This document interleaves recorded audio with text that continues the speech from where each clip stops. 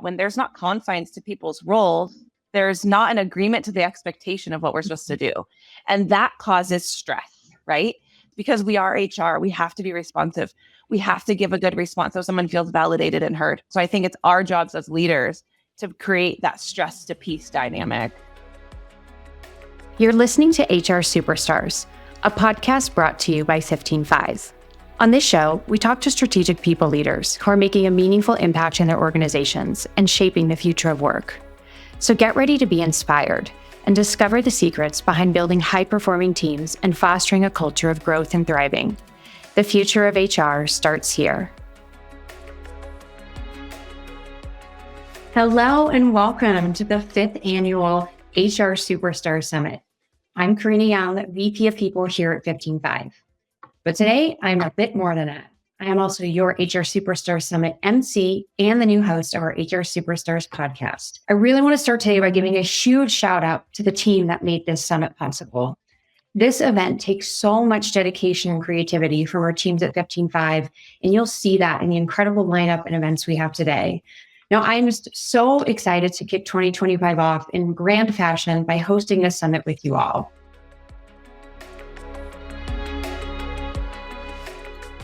Hello, friends. Welcome, and thank you so much for being here with us, taking time from your day to talk about this topic. Love to give you both a chance to just say hi to our audience, tell us a little bit about who you are, what you do, and maybe share a tidbit about why this is important for you to be here in this conversation today. Brittany, do you want to kick us off? Absolutely. Thank you so much for having me, Karina. I'm Brittany Fowler. I'm the talent and business partner at Kickstarter. We're a crowdfunding website. We've been around since 2009. And I have been at Kickstarter for over 6.5 years. I lead and manage the talent acquisition function, and I also am the business partner to the management team and act as a strategic advisor. The reason I am so passionate about talking about burnout in HR is because I have very much lived it.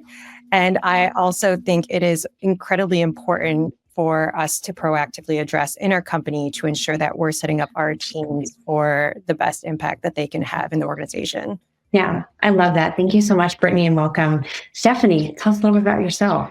Hi, all. I'm Stephanie Smith. I am the Chief People Officer at Tagboard. I've been there for almost 9 years now, which means it's a startup. So that's a long time. Let's be honest. Like, startup life is max 2, 3, maybe 5 years, but going on to 9, you go through a lot of the ebbs and flows of a company as human. So burnout for me is really, really valuable because we have a lot of high functioning, high performing individuals at Tagboard, but also in this space, in the tech space where people are wanting to make an impact. So I think they drive themselves a little bit more than probably humanly possible. And then you add in the layers of society and the world and caregiving and relationships and various roles that people hold. And we take all of it, right? We take on that burden. So alleviating that burden, being aware of that burden and being intentional about how we can address that is a really, really important part of our job, but also part of our due diligence as people together. Yes, 100%. I mean, 10 years doing anything, Steph, I think is incredible. So 10 years in there is absolutely awesome. Yeah. So Stephanie, before we get into our questions today, I want to just set up some of the context for the folks here about why this topic matters, right? As I think all of us are very data forward people, and metrics is a huge part of us also explaining to our organizations about why we talk about these topics, why we address them. So I want to share some with our folks who maybe you know these, or maybe these are going to be new to you. There's a 2020 report from Sage that found that 84% of HR leaders regularly feel stressed and 81% are burned out. 95% of HR leaders feel that working in HR is just too much. Like, raise your hand if you've ever had that day or that feeling.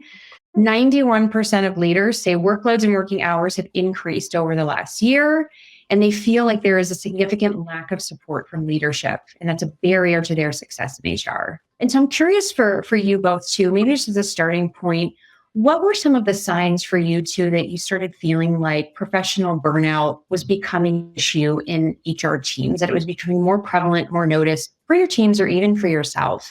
Brittany, do you want to start? Yeah, that's a great question. Well, I think just to add a little bit of context into my particular environment here, we are a 4-person people team, so pretty lean.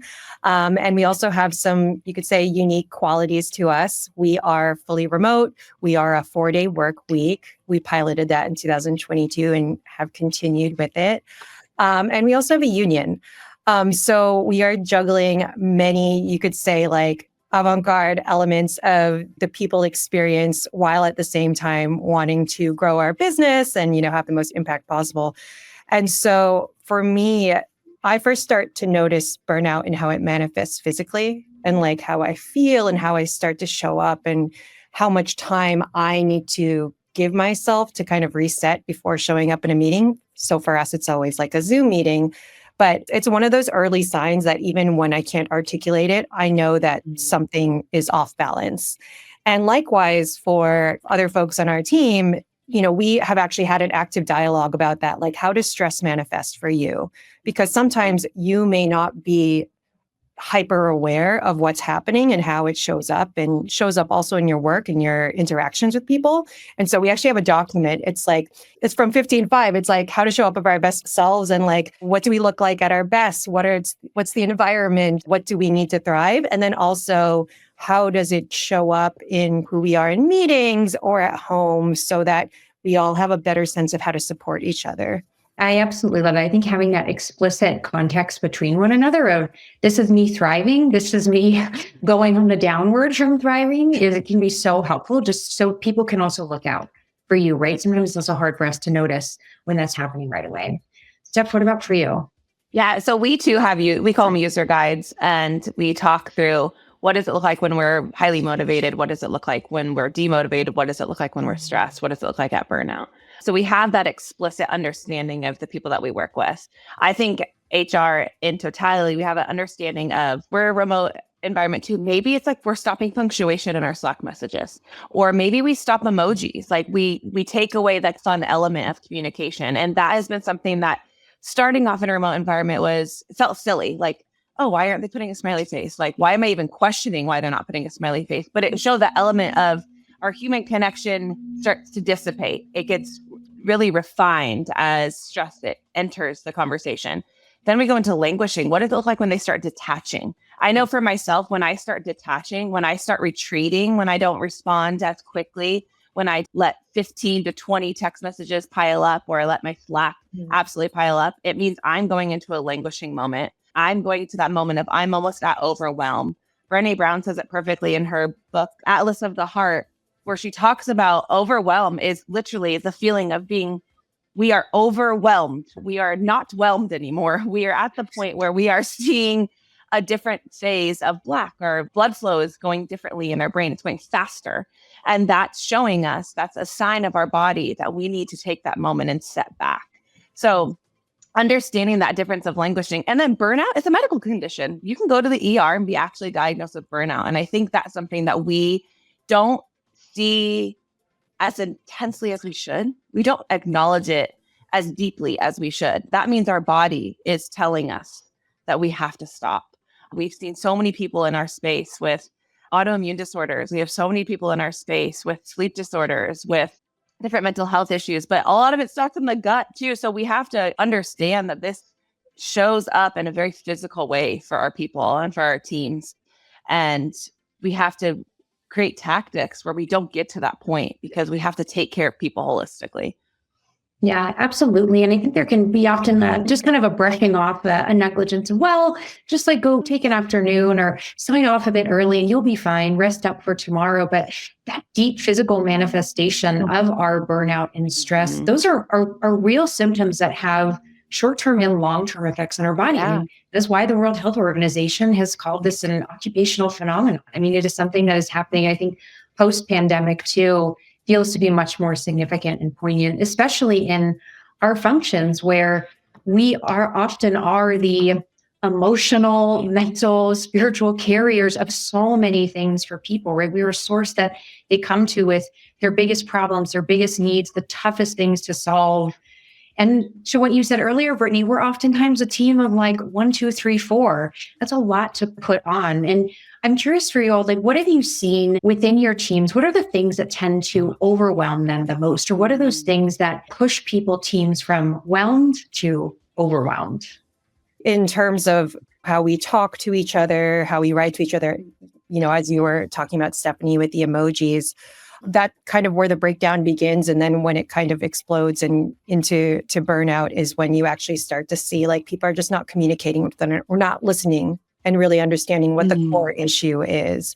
When someone may be talking about a tactical or surface issue, it's like, is that really the core issue? Like trying to like center ourselves and focus on how can we address this so that we have sustainable results and we are preventing burnout. And it's not just like you were saying, Karina, like, oh, just take an afternoon off, take a nap, and you'll be reset for tomorrow. If you're taking afternoon off every single week, there's obviously a long-term problem that we have to address. Yeah, exactly. And I think too, I feel like there's times, we were talking a little bit about this earlier, right? These peaks and valleys in our people work where there are these moments when it feels like all of our programs come together in this very heightened critical state that can really push our people over. If it's your merit cycles, your comp, these things that involve so much and that there's impact relying on it, that can be a big push or two, or a moment where I feel like I have to really watch out for am I seeing the signs come up? Like, how do I create space for all of us to work in a fair way so not just one person is getting kind of the bulk of the burden? What about for you, Stephanie? Because you're a small team even now, and you've got lots of responsibilities. I mean, you've got people responsibilities, revenue responsibilities. Yeah, it's different. I live in a different world. I started out as being solely focused on people operations, having a team of 4, doing our thing, still feeling lean. And then I think one of the things that caused us to be overwhelmed is having to handle the entire life cycle of a human and talking about layoffs. And I think for us, I'm now a team of 1, and I oversee people operations and revenue operations, which is just mind blowing to see the breadth of knowledge. It's actually very encouraging. I think that's another topic, but I think that is a state of overwhelm. We're taking on so much. The lack of clarity, I think, for a lot of us in this space ignites a passion for us. I think that like ambiguity gives us the freedom of innovation. But on the flip side, we also know that when there's not confines to people's roles, there's not an agreement to the expectation of what we're supposed to do. And that causes stress, right? Then you add in, I want to say 100%, but I don't want to generalize, but a lot of us really have gained our career and the momentum in our career for being responsive, finding our value in our responsiveness, because we are HR. We have to be responsive. We have to give a good response so someone feels validated and heard. Well, responsiveness is not a superhero quality. Responsiveness does not define your value. And I think for a lot of us, that too causes us to go from whelmed to overwhelmed, of having to constantly feel the need to respond in such a short amount of time when the value comes in the outcome of the response, not the response and the timeliness. So I think from taking the holistic understanding of a human's life cycle of they're getting the job, we're at the best day of their life, and then 9 times out of 10, we might be at the worst day. So taking those bookends plus the responsiveness of constantly always having to be on, there's not an opportunity if not done correctly. So I think it's our jobs as leaders to create that stress to peace dynamic.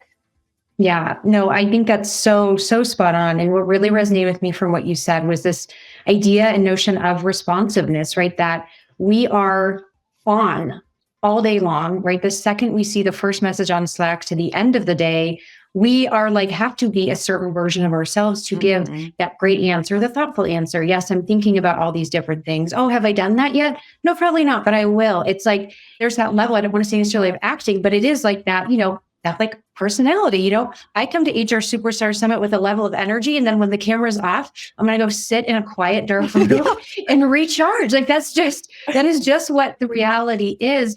I was just chatting with someone yesterday about it, even of like giving ourselves the grace that when people ask the question and the tough questions, which of course we get a lot of all the time, and sometimes public, sometimes private forum, to just say, I don't have the answer right now. I hear you. I see you. Like, I need the time and space to think about this. That is okay. We have to do that for one another, to your point, and like support each other. And we're not meant to have all the answers at one time. Like, that's not anybody's job. Yeah. And so kind of following that thread a little bit for you both, knowing the things in our jobs that can bring us stress, can lead us into languishing and burnout, can really make an impact on our teams. What have you implemented that helps to turn that around or helps to get you through to the other side of overwhelm and burnout? Oh, that's a great question. And actually, it's very relevant to 15.5 because one of our big initiatives last year is that we instituted manager training. We did 15.5's year-long program.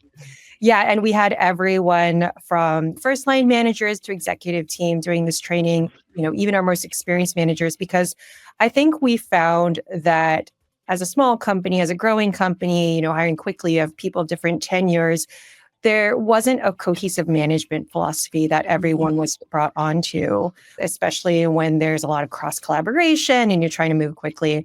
And then also combined with all the elements that I mentioned before, having a union, 4-day work week, being remote, we really wanted to have a shared philosophy and a shared understanding of manager accountability and also to empower our managers. Because I think coming into an environment that likely they haven't experienced before, there's a little bit more you could say like, oh, let me double check with the people team before I do something, which of course then adds to, you could say, the people team's load, but at the same time, we want to scale our impact.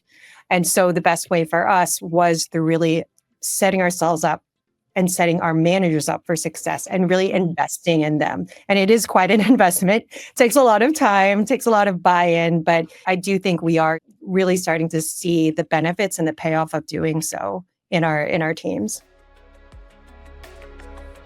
HR has changed from support function to strategic powerhouse, but traditional HR software hasn't caught up. 15.5's performance management platform helps your HR team discover where to take action and make a business impact. Find out how to maximize employee performance, engagement, and retention at 15.5.com or click the link in the show notes. We're going to come back to that and go deeper on that because that's one of the biggest things that I think can help us. But Stephanie, what about for you and your teams? What are the tricks and the tips that you have to help your teams kind of move from that place into a place of feeling like themselves, being able to see positive impact?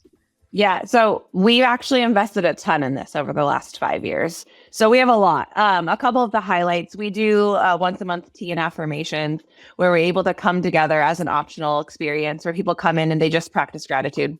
That's all. We're in a remote capacity. So we come in and we say, pick your beverage of choice, and we sit and we go a round robin on a Zoom of full gratitude and affirmations of oneself, and we're really grounding ourselves for that day. So that's a really fun one.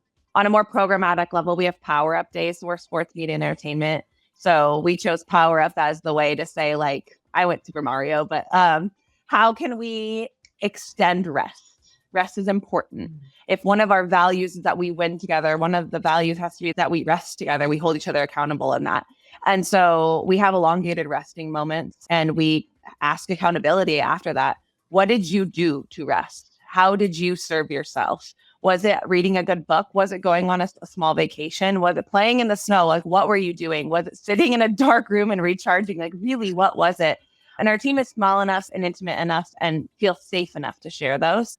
We also instituted back in 2018, so it's been a while, intranet, if you will, Notion. I know it's really popular now, but a life at Tagboard. What does it look to work at Tagboard? What are all the questions that you might have? And I want them pre-answered so you can practice resourcefulness. So those questions don't come to me or your manager. You are responsible for finding them because we had a responsibility to provide you with those.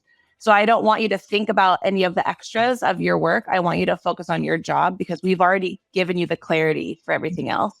And that's been a really big one for us. And if I get a question, 9 times out of 10, the team's like, Steph, I promise you, I looked in Notion. I checked everything. How do I do this? And I'm like, you are the best. Absolutely. Let me answer your question. So there's a lot of personal accountability and personal responsibility at Tagboard that we've developed over time because every team is lean and we have that mutual respect for one another. And then the last one is a shared vernacular. When I say that I need a power up day, or I say that I'm not feeling seen right now, or I say that we're not living to our values, or I'm not being my best self, or I'm feeling demotivated, every single one of us share the same vocabulary. We have the same definition. We're not creating a definition out of thin air. We've all utilized that same space. And so that shared understanding brings a lot of peace to that stress. So, I mean, yesterday I really did. I called one of my coworkers and I was like, I'm feeling a little bit nutty right now. Like, I need the space to just take a moment. And can you take on this?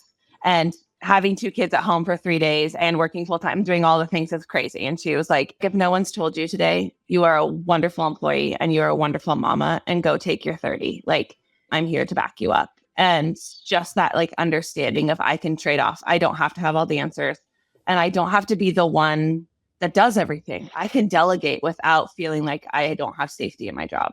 Well, and I think that's so important. And, one of the things I'll even share new coming into 15.5 that I think about too for us is how as a people leader can help people find and better understand meaning in their work, right? Like in these small, fast-paced organizations, there's so much going on. Strategy can change, focus can change. It's easy for even just that shift to make people feel like, I'm putting all this energy and effort in, where is it going to?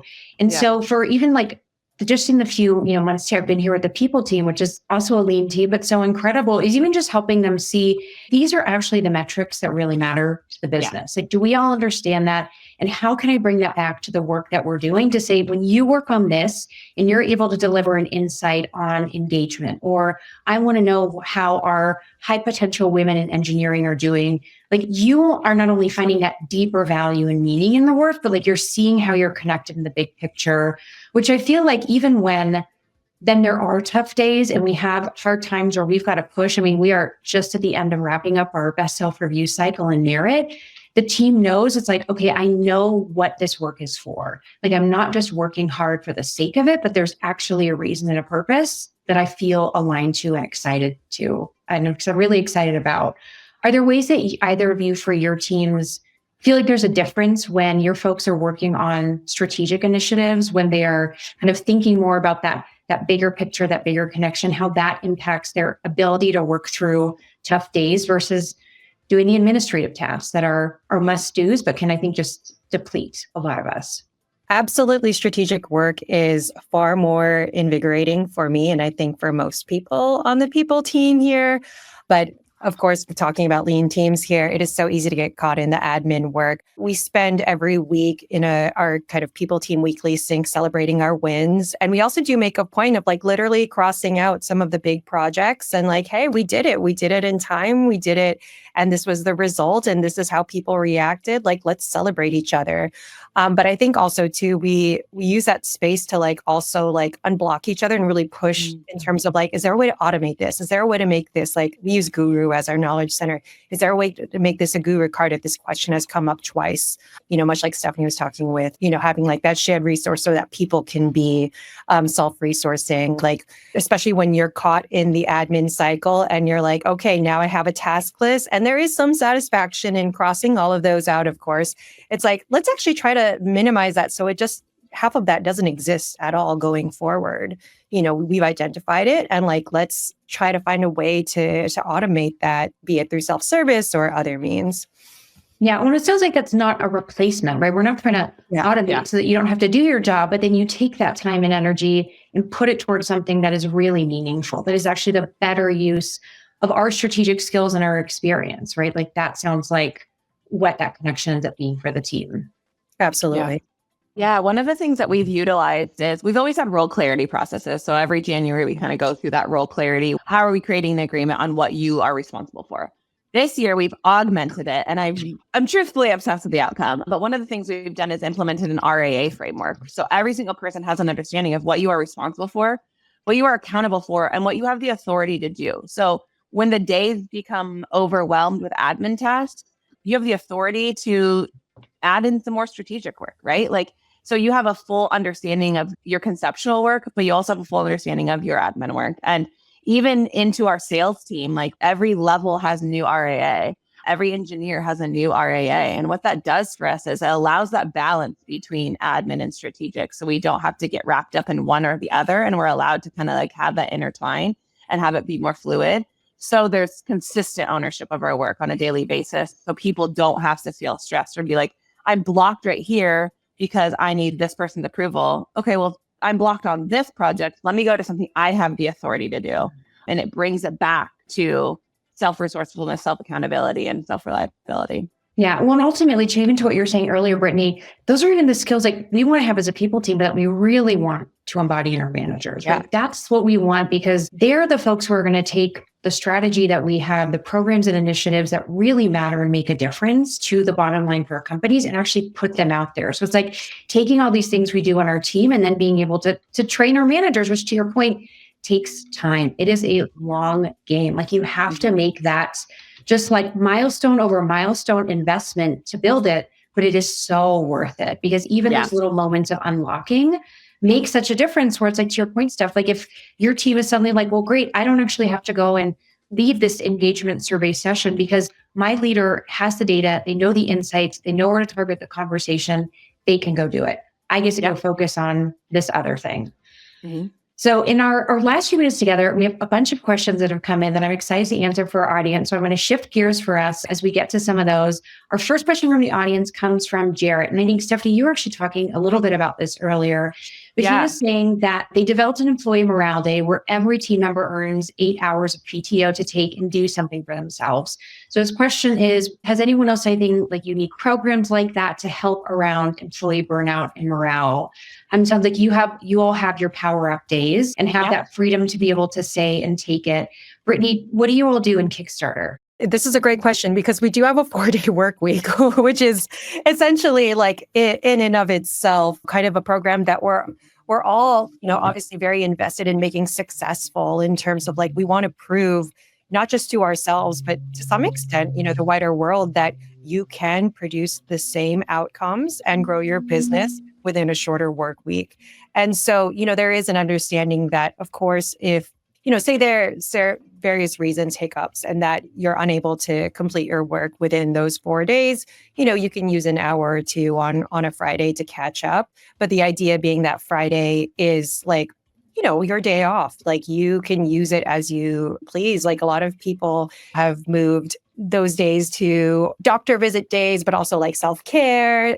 I also have a ton of folks at Kickstarter who talk about like, oh, that's my day with my kid. Like it's a special day. We look forward to Fridays. And so it really motivates me to like figure out ways to streamline my work and have the most impact. Yeah, I love that. And you get to plan your 4 days differently so that you really feel like when you have hit that last day, you can check out and disconnect. And so we were talking about earlier too, that your team can hold you accountable to it. Like when I have team members who take the day off and then they pop on Slack, I'm like, get out. I love you, but I do not need you. Like leave now. And I will see you when you are back at work. We have another question from the audience around kind of AI taking the place of people, right? And what does that really look like and mean for the people function? Stephanie, we've had lots of conversations around AI. I guess, what do you see as a benefit? Like, where is AI, do you think, is going to go for people teams in the next few years? And what's really the impact it's going to mean for us? I'm extremely passionate about this. I think all the tiny tasks that take our time, for someone like me that I push off until the very end because I don't find joy in them, those are the tasks that are going to be taken over. And I think that what it's going to allow us to do is going to free up our time to be more innovative, more strategic, more human-centered. That's what HR is for. We are here to elevate an organization. We can't do that when we're buried under the paper pushing tasks. So I think AI is really going to be here to elevate us. It's going to be here to assist us to do what we do best for the reason we started this role. I'm sure a lot of us did not start the role because we loved paper and like we loved that like data inputting, and maybe we did and we like grew, and that's amazing, and I love that for us. But we all grew up watching The Office and we all wanted to work, right? Like we thought working for a paper company was going to be the greatest thing. Honestly, so keep going. We did. That's why we started the HR. But I really do think that it's going to allow us to focus on the things that we came here for and alleviate the things that kind of burden us. Yeah, I think so too. And I think it's really important, just really a mindset shift, is that it can feel so overwhelming to come back to that word, to have all these things going on and to feel like, how do I even make a step forward? How do I get out of it? I think looking at AI and at technology and efficiencies as your partner, if working in a more strategic capacity, getting creative, having that space to really innovate, to make an impact in your business is where you feel energized, then find the way to drive efficiencies in those other areas, not to erase them, but so that your time is put in the right place. Like, AI is here to stay for the long run. Like, we have to find a way to adopt it and bring it into our work. And kind of Continuing down that, we've got another question from the audience around engagement surveys. And how do we all see engagement surveys helping people leaders really understand root causes of burnout and how to better take action in organizations? Curious for either of you what that brings up. What have you done with engagement survey and engagement data? Yeah, that's a great question. We do an annual engagement survey, and it is such a critical piece of us understanding how much progress we've made towards our goals and, setting up teams for success. When we do them, we take them very seriously. And, we do work with our leaders to make sure everyone understands the results and what we're looking at, and that we've really identified a plan of action. And we also report out to the company about this as well. It's part of our all hands, like for full accountability for everyone. It's like, we did an engagement survey. This is what we found. And this is how we're going to address it in Q1, Q2, Q3, Q4. And we're going to report back every time to show that, one, we truly are listening. And also, two, you're going to see results from the work that we've done. Exactly. Yeah, I think that's so great. Stephanie, what about for you? Yeah, so we do them twice a year. We do them in March and then again in August. And what it allows us to see is kind of the impact of the programs that we've implemented, but also where our successes are and where we need to, where our ability for growth is. We obviously utilize 15 Fives Engage, our engagement platform, and the intricacy and how robust the data is in certain focus areas. So I know that engineering needs more rest. So we've implemented Power Up days. I know that sales needs more role clarity. So we've implemented RAA. Like, our programs are a direct reflection of the input from our team. Because of the way that it's set up, we too share out. We focus on a full executive leadership meeting on it. How can we dig in? How can we be better? What is our gut reaction? And then what are our thoughtful reactions? And then how do we create processes around this or programs around this? It's been really impactful. It's something that when I'm like, look, I looked at our roadmap, our people roadmap this morning, and I was like really excited. I get to go do this soon. Like, this is a task that I'm looking forward to. So I'm really excited for the outcome. It's allowed us to address issues to alleviate that burden. So then burnout hopefully is something that we don't have to address because we've already addressed it 4 or 5 months prior. Yeah, I absolutely love that. Such an incredible opportunity to hear from you both. Thank you, gang, for being here. When it comes to manager effectiveness, where should you focus your time and budget? How can you tell the difference between an effective manager and an ineffective one? And how can you replicate the success of a good manager at scale? If you find yourself asking these questions a lot, you're in luck. We wrote this guide to help you answer those questions and offer practical tips and tools that can help you measure key talent metrics, improve manager effectiveness, and create a continuous learning environment for your managers. We'll drop a link in the show notes for you to check out.